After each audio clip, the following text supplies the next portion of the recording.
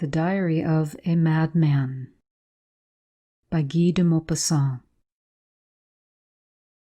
He was dead, the head of a high tribunal, the upright magistrate, whose irreproachable life was a proverb in all the courts of France.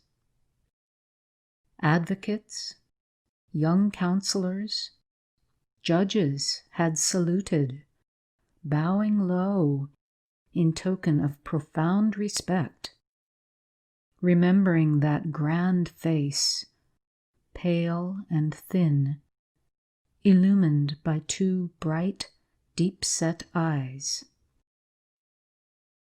He had passed his life in pursuing crime and in protecting the weak. Swindlers and murderers had no more redoubtable enemy, for he seemed to read in the recesses of their soul their most secret thoughts.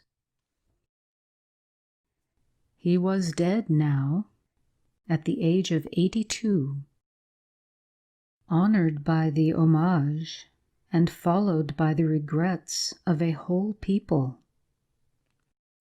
Soldiers in red breeches had escorted him to the tomb, and men in white cravats had shed on his grave tears that seemed to be real. But listen to the strange paper found by the dismayed notary in the desk where the judge had kept filed the records of great criminals. It was entitled, Why? June 20th, 1851. I have just left court. I have condemned Blondel to death.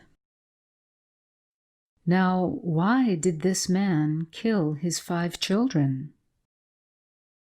Frequently, one meets with people to whom killing is a pleasure. Yes, it should be a pleasure. The greatest of all, perhaps, for is not killing most like creating?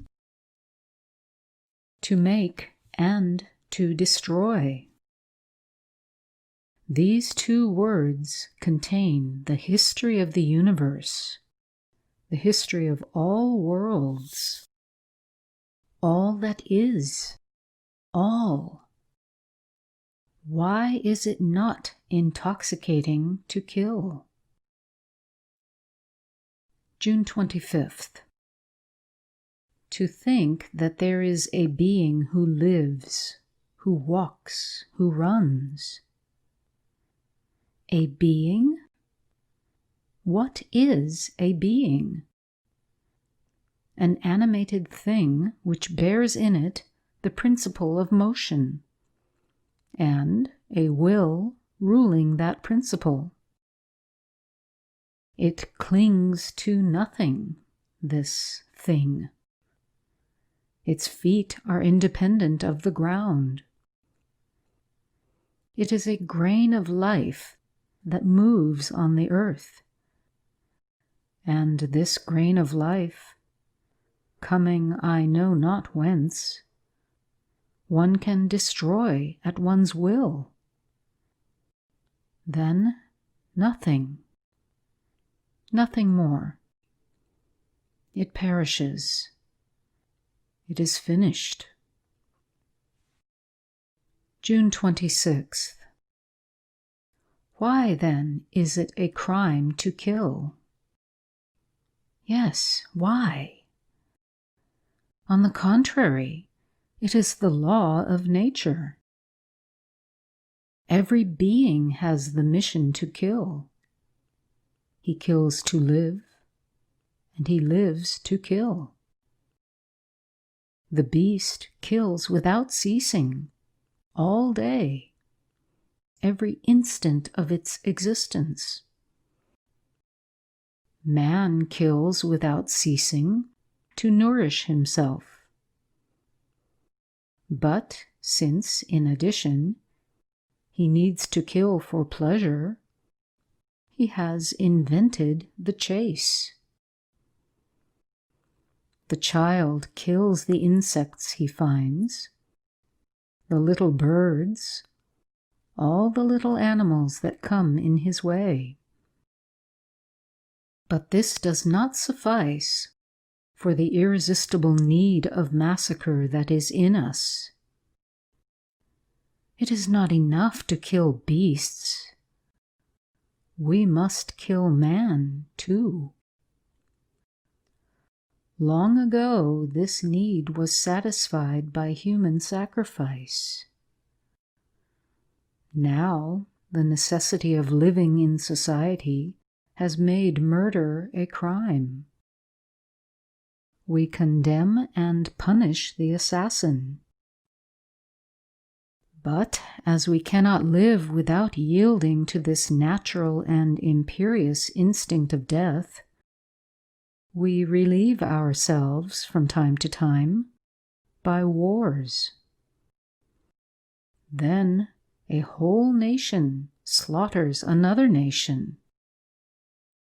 It is a feast of blood, a feast that maddens armies and intoxicates the civilians, women and children, who read by lamplight at night the feverish story of massacre. And do we despise those picked out to accomplish these butcheries of men? No. They are loaded with honors. They are clad in gold and in resplendent stuffs. They wear plumes on their heads and ornaments on their breasts. And they are given crosses, rewards, titles of every kind. They are proud, respected, loved by women, cheered by the crowd, solely because their mission is to shed human blood. They drag through the streets their instruments of death, and the passerby, clad in black, looks on with envy. For to kill is the great law put by nature in the heart of existence. There is nothing more beautiful and honorable than killing. June 30th. To kill is the law, because nature loves eternal youth. She seems to cry in all her unconscious acts, "Quick, quick, quick!" The more she destroys, the more she renews herself. July 2nd. It must be a pleasure, unique and full of zest, to kill, to place before you a living, thinking being, to make therein a little hole, nothing but a little hole, and to see that red liquid flow which is the blood, which is the life, and then to have before you only a heap of limp flesh, cold, inert, void of thought. August 5th. I, who have passed my life in judging, condemning, killing by words pronounced, killing by the guillotine those who had killed by the knife, if I should do as all the assassins whom I have smitten have done, I, who would know it? August 10th. Who would ever know? Who would ever suspect me?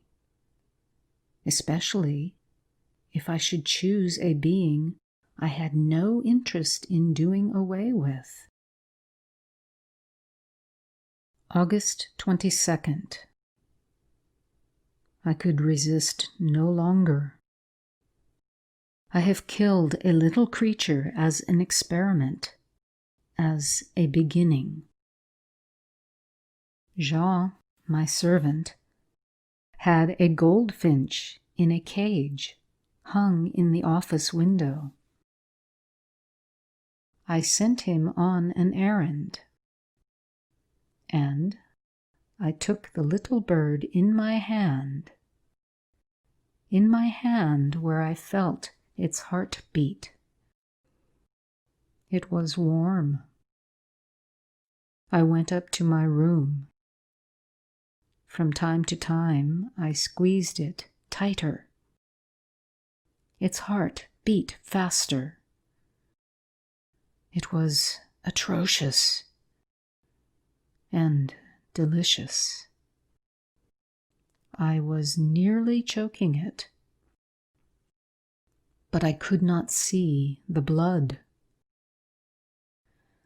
Then I took scissors, short nail scissors, and I cut its throat in 3 strokes, quite gently.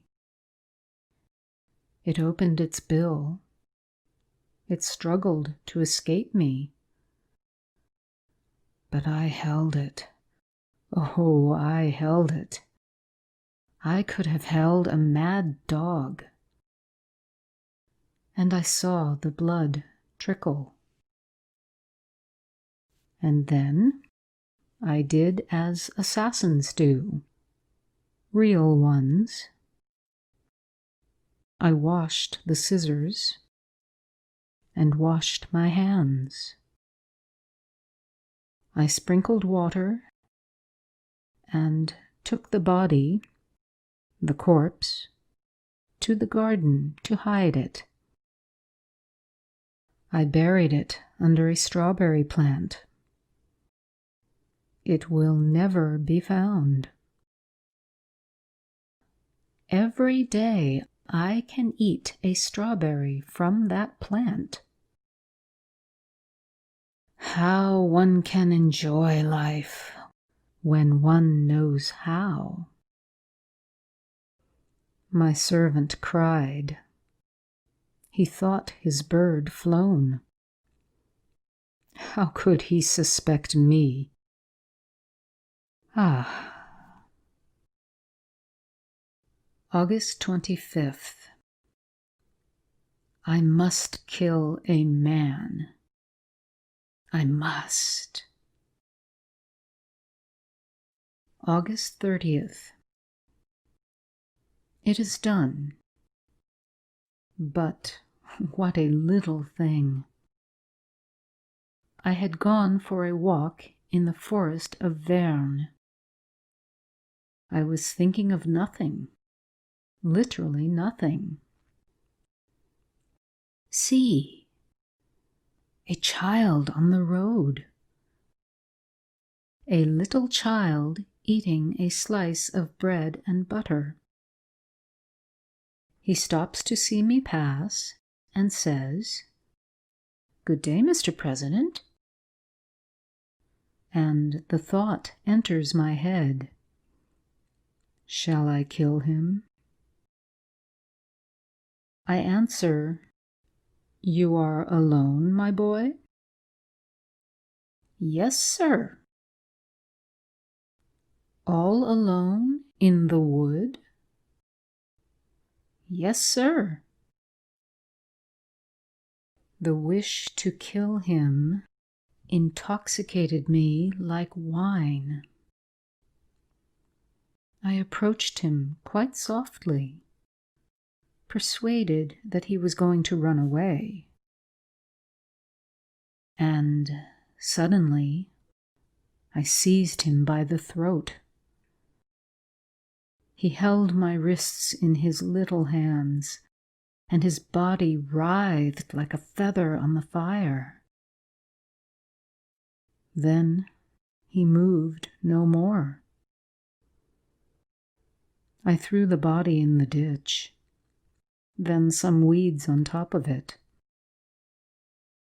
I returned home and dined well. What a little thing it was! In the evening I was very gay, light, rejuvenated, and passed the evening at the prefect's. They found me witty. But I have not seen blood. I am not tranquil. August 31st. The body has been discovered. They are hunting for the assassin.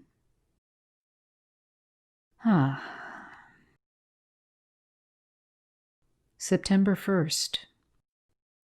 2 tramps have been arrested. Proofs are lacking. September 2nd. The parents have been to see me. They wept.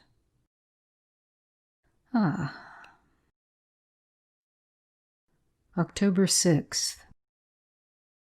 Nothing has been discovered.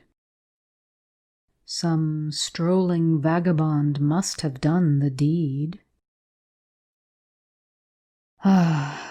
If I had seen the blood flow, it seems to me I should be tranquil now. October 10th. Yet another. I was walking by the river after breakfast, and I saw, under a willow, a fisherman asleep.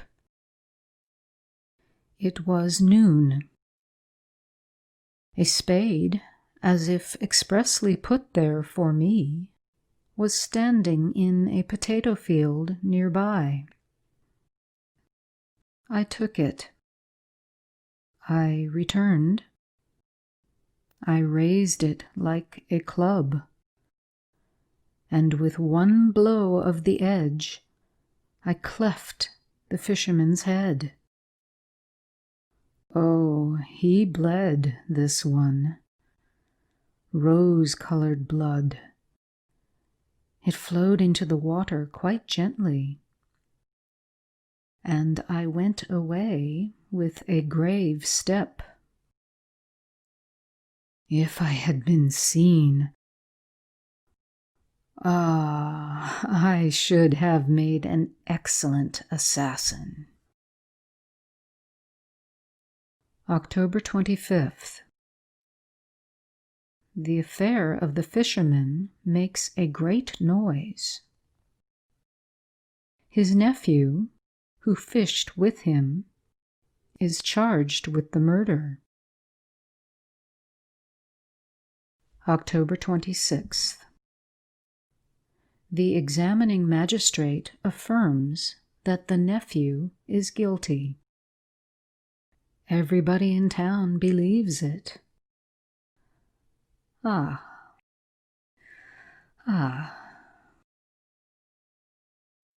October 27th. The nephew defends himself badly. He had gone to the village to buy bread and cheese, he declares. He swears that his uncle had been killed in his absence. Who would believe him? October 28th. The nephew has all but confessed. So much have they made him lose his head. Justice. November 15th.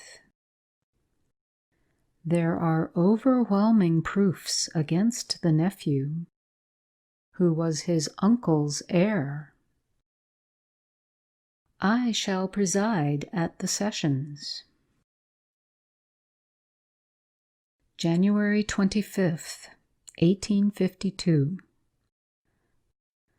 To death, to death, to death. I have had him condemned to death. The Advocate General spoke like an angel. Ah, yet another. I shall go to see him executed. March 10th. It is done. They guillotined him this morning. He died very well, very well. That gave me pleasure. How fine it is to see a man's head cut off. Now I shall wait. I can wait. It would take such a little thing to let myself be caught. The manuscript contained more pages, but told of no new crime. Alienist physicians, to whom the awful story has been submitted, declare that there are in the world many unknown madmen, as adroit and as terrible as this monstrous lunatic.